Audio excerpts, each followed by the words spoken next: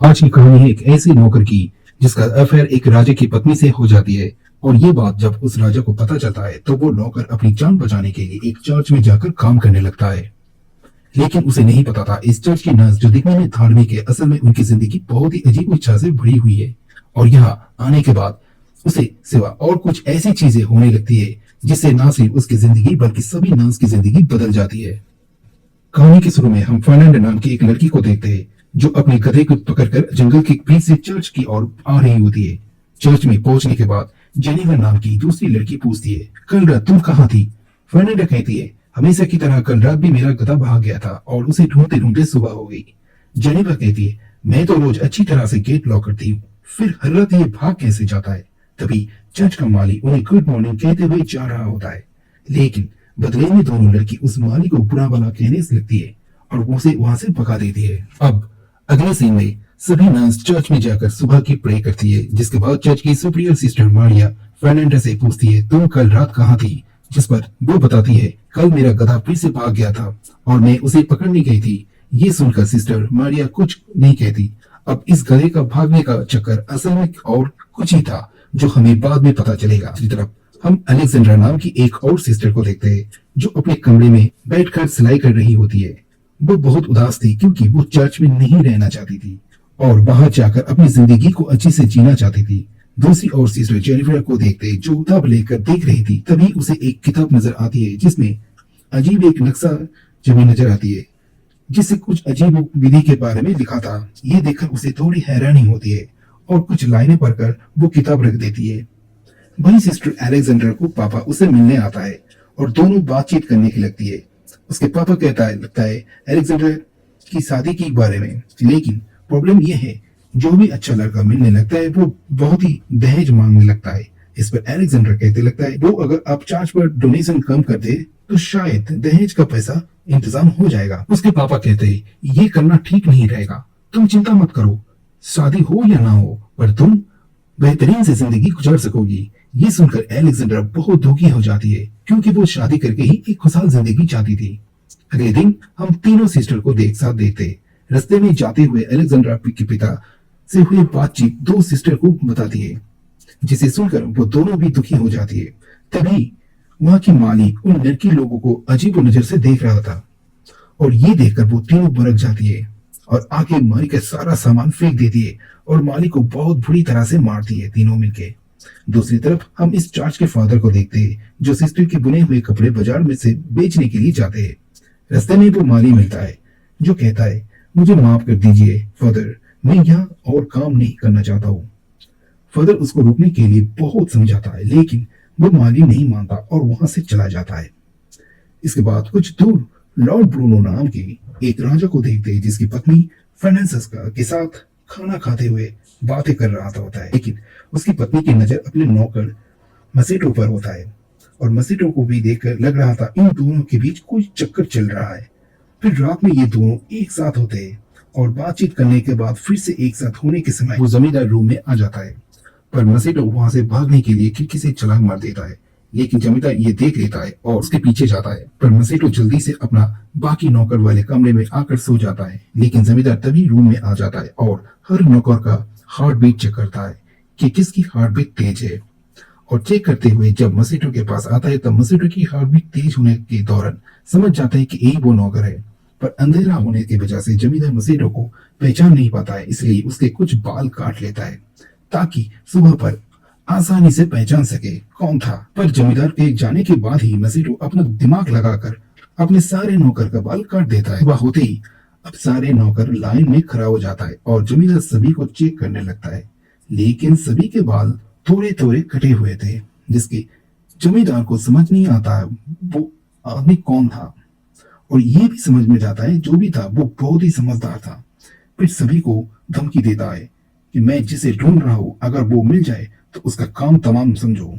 फिर वो सभी नौकरों के बाल कटाकर छोटे कर देता है। अब अगले दिन जब सभी खाना खाने लगता है तब वो जमींदार अपनी बीवी को धमकी देते हुए देखते हैं, तुमने जो भी किया ठीक नहीं किया, मैं चाहता हूं कि तुम इन सब में शामिल हो। अगर वो नौकर मुझे एक बार मिल गया तो मैं उसके साथ तुम्हें भी खत्म कर दूंगा। लेकिन उसकी इन सब बातों से बिल्कुल नहीं डरती है और वो कहती है, तुम ये सार कुछ नहीं कर पाओगे।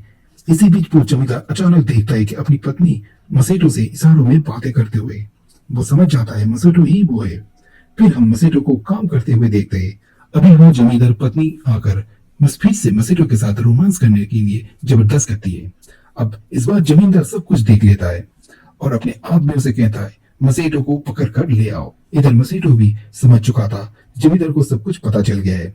अब मसेटो भी यहाँ से भाग जाता है और जमींदार के आदमी भी उसे पकड़ नहीं पाते। जंगल से भागते हुए मसेटो अब बहुत दूर चले आता है और चर्च के एक फादर को देखता है जिसका गाड़ी रास्ते में उलट गई थी। मसेटो अब जाकर फादर को मदद करता है और सारे कपड़े सामान इकट्ठा कर देता है। फादर मसेटो से खुश हो जाता है और जब जानता है कि मसेटो का कोई घर नहीं, तब मसेटो को अपने साथ चर्च में ले जाता है। फादर उसे कुछ खाने के लिए देता है और कहता है कि तुम चर्च में गूंगा बहरा बनकर रहना पड़ेगा, नहीं तो चर्च के सिस्टर तुम्हें बहुत परेशान करेगा। अगले दिन फादर मसेटो को सिस्टर मरिया से मिलवाता है और कहता है मैं एक आदमी को लाया हूँ जो हर काम में माहिर है और ये गूंगा बहरा भी है। ये सुनकर मरिया भी उसे काम पर रख लेती है। अब उसी दिन से मसेटो काम पर लग जाता है, लेकिन फर्नांडा और अलेक्जेंडर मसेटो को घुसपैठिया समझकर मारने आती है और उसको पूछती है कि तुम कौन हो। तभी वहां पर सिस्टर मरिया पहुंच जाती है और कहती है मसेटो यहाँ का नया माली है।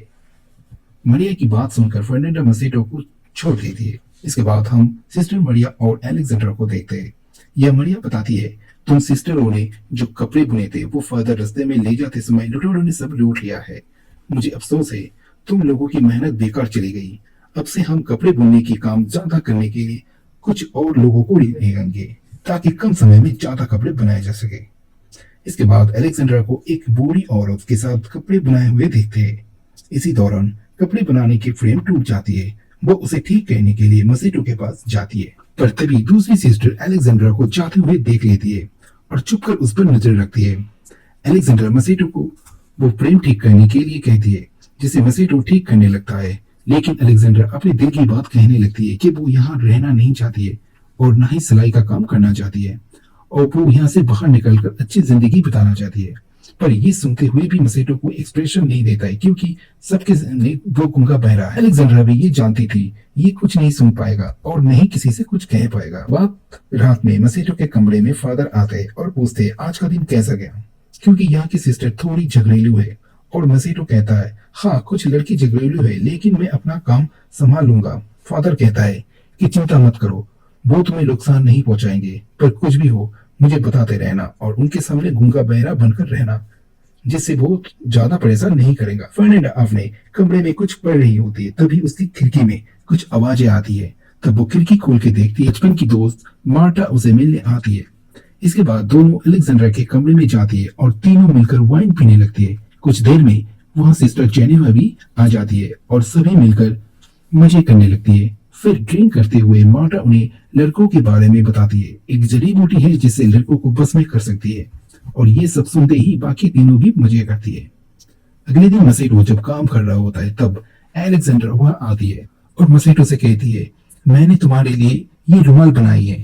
फिर वो रुमाल से मसेटो के पसीने पहुंचने लगती है और पास बैठकर बातें करने लगती है। दरअसल पिछली रात मार्टे की बात सुनने के बाद अलेक्जेंडर के मन में नौटी ख्याल आई थी और बात करते करते मसेटो को किस कर लेती है, जिससे मसेटो भी अलेक्जेंडर को पकड़कर किस करने लगता है। लेकिन तभी चर्च के घंटी बजने से दोनों उठ जाते हैं और अलेक्जेंड्रा भी चली जाती है। अलेक्जेंड्रा जब कपड़े धोने के लिए जाती है तब कहती है कल रात बहुत मजा आया। तब फर्नांडा पूछती है तुम यहाँ क्या कर रही हो और तुम्हारे कपड़े इतने गंदे कैसे हो गए। तब वो कहती है मैं उस नए माली के साथ हाथ बिता रही थी और इससे कपड़े गंदे हो गए।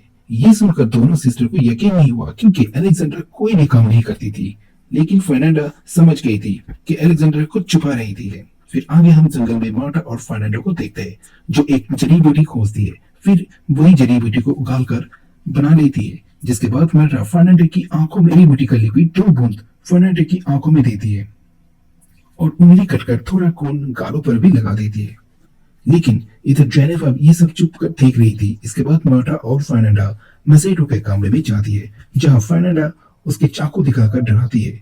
फिर दोनों मिलकर मसेटो को अपनी तरफ करने के लिए कोशिश करती है। मसेटो को ये सब अजीब लगता है कि ये दोनों मिलकर क्या कर रहा है, लेकिन अब मसेटो को भी मजा आने लगता है। उसके बाद तीनों मिलकर मजा लेने लगता है। फिर काम खत्म होने के बाद दोनों बाहर चली आती है। तभी वहां जेनिफर आ जाती है और पूछती है, तुम लोग यहाँ क्या कर रहे हो? लेकिन वो दोनों कोई जवाब ना देकर चली जाती है और जेनेवा को भी कुछ कुछ समझ में आ जाती है। अगली सुबह चर्च में हेड फादर बिशप घूमने के लिए आता है। चर्च का सिस्टर और फादर हेड फादर बिशप को चर्च का ऑफिस में ले जाता है। इधर मसीहो अलेक्जेंडर के कमरे में आकर फिर से रोमांस शुरू कर देता है।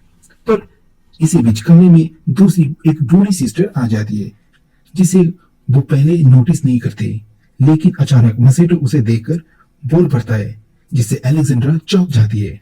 अब जल्दी से अलेक्जेंड्रा उस सिस्टर के पास जाती है और इधर मसीहो भी छुपने की कोशिश करता है।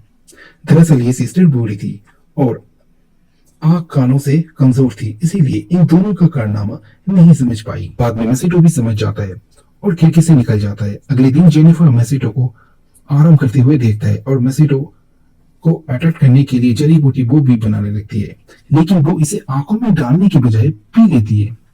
फिर वो अपने हाथ काटकर खून निकालकर अपने गालों पर लगा लेती है। वहीं अलेक्जेंड्रा मसीहो के कमरे में आती है और पूछती है उसने झूठ क्यों बोला। इतने में ज़ैनब बाबू आते हुए देखकर अलेक्जेंड्रा एक कोने में छुप जाती है और मसीहो से जाने का नाटक करता है। ज़ैनब जड़ी बूटी के नशे में मसीहो से चिपकने लगती है और अजीब अजीब हरकतें करने लगती है, लेकिन फर्नांडो को आते देखकर ये भी कोने में जाकर छुप जाती है जहां पहले से ही अलेक्जेंड्रा छुपी थी और दोनों एक दूसरे को देखकर चौंक जाती है। अब फर्नांडो कमरे में आकर मसीहो को चाकू दिखाकर उसके हाथ पांव बांध देती है और आंखों में पट्टी बांध देती है और फिर उसे डरा धमका कर जंगल की तरफ ले जाती है। पर अलेक्जेंड्रा और जेनेवा भी उनका पीछा करता है। अब जंगल में पहुंचते पहुंचते रात हो चुकी थी। वो देखते ही जंगल के बीचों बीच आग जली हुई थी और वहां कई सारी लड़कियां बिना कपड़ों में नाच रही थी। अब पास में मसीहो को देखते जो पता हुआ था। अब अलेक्जेंड्रा जेनेवा को पूछती ये लोग मसीहो के साथ क्या करने वाले हैं। तब जेनेवा कहती ये लोग मसीहो को बलि देकर चुड़ैल बनने की शक्ति हासिल करेगी। अब मार्टा और फर्नांडा मसीहो के बलि देनी होती है। तभी मसीहो डर के मारे बोल देता है मुझे छोड़ दो। अब इनको पता चल जाता है कि मसीहो बोल सकता है और सुन भी सकता है। इधर जेनेवा नशे में कपड़े उतार कर नाचने चली जाती है और ये देखकर सभी लड़कियां भागने लगती है। तब मार्टा जाकर जेनेवा को पूछता है वो यहाँ क्या कर रही है। इसी बीच फर्नांडा मसीहो को फिर से मारने लगती है। तभी अलेक्जेंड्रा आ जाती है और चाकू छीन लेती है फर्नांडा से और मसीहो को बचा लेती है। अब जेनेवा भी मार्टा को घायल कर उसकी कपड़े पहन लेती है। अब ये चर्च में वापस आ जाती है। चर्च में आकर जेनेवा चिल्ला के सबको बताने लगती है कि फर्नांडा एक चुड़ैल है और तभी फादर बिशप बाहर आ जाता है। तभी जेनेवा भी बताने लगती है फर्नांडा एक चुड़ैल है। इतने में उधर मसीहो अलेक्जेंड्रा और फर्नांडा भी पहुंच जाता है, लेकिन अलेक्जेंड्रा कहती है ये झूठ बोल रही है, इसने जड़ी बूटी पिया है, उसके नशे में ये सब बक रही है। तब जेनेवा कहती है नहीं मैं झूठ नहीं बोल रही हूँ, ये दोनों झूठ बोल रही है और ये दोनों माली के साथ भी इंटीमेट हो चुके हैं। ये सब सुनकर फादर बिशप मरिया को बाहर बुलाता है। तभी फादर टोमासो और मरिया एक साथ कमरे से बाहर आता है। अब ये देखकर सभी लोग हैरान हो जाते हैं। अब फादर बिशप को भी पता चल जाता है इस चर्च में क्या चल रहा है। इसके बाद अगले दिन फादर बिशप एक एक करके सभी को सजा सुनाता है और फादर से माफी मांगने को कहते हैं और फादर टोमासो को सबसे बड़ी सजा मिलता है और ये कि उनको अब एक ऐसे आश्रम में भेज दिया जाता है जहां सिर्फ आदमी रहता है और मसीहो को फिर से लॉर्ड ब्रूने के हवाले कर दिया जाता है। इसके बाद हम तीनों सिस्टर को देखते हैं जो एक दूसरे से माफी मांगते हैं। अब तीनों सोचते हैं कि शायद लॉर्ड ब्रूनो मसीहो को मार देगा, इसीलिए वो उसे बचाने का एक प्लान बनाता है। उधर लॉर्ड ब्रूनो मसीहो को जेल में बंद कर दिया था। अब वो जमींदार मसीहो को पास आकर कहता है मैंने अपनी बीवी को जंगली कुत्तों के साथ बांध दिया है ताकि उसे दर्दनाक मौत मिले और अब तुम्हारी पारी है, पर मैं तुम्हें नहीं मारूंगा लेकिन जिंदा रखकर उससे भी ज्यादा टॉर्चर करूंगा। अब वो जमींदार वहां से चले जाने के बाद मसीहो सिपाहियों से रिक्वेस्ट करता है उसको आजाद करने के लिए, लेकिन वो मना कर देता है और उल्टा उनका मजाक उड़ाने लगता है। इसके बाद एक कछुए पर जलती हुई मोमबत्ती देखकर उसके पीछे पीछे चले जाते लगते हैं वो सेना लोग। अब तीनों सिस्टर आकर मसीहो को बाहर निकाल लेती है और उसकी जगह एक पुतला रखकर मसीहो को भी एक सिस्टर का कपड़ा पहना देती है। फिर उसे लेकर जंगल की तरफ भागने लगती है। उधर दूसरी तरफ मरिया को देखते जो फादर टोमासो के से मिलने आती है और वो दोनों मिलकर बहुत खुश थे क्योंकि एक दूसरे से प्यार करते थे। वो इतने में कुछ आवाज सुनकर वो दोनों चुप जाते। तभी वहां से सिस्टर जाती है। और फादर का गधे को देखता है, लेकिन वो लोग रुकते नहीं, वहां से चले जाती है। फिर उनके जाने के बाद मरिया और फादर बाहर आते और ये भी समझ चुके थे उन तीन सिस्टर ने मसेटो को छुड़वा लिया है। अब दोनों हंसकर एक दूसरे को किस कर वहां से जाने लगते हैं और कहानी इसी के साथ खत्म हो जाती है। दोस्तों, कहानी अच्छी लगी तो एक लाइक और सब्सक्राइब जरूर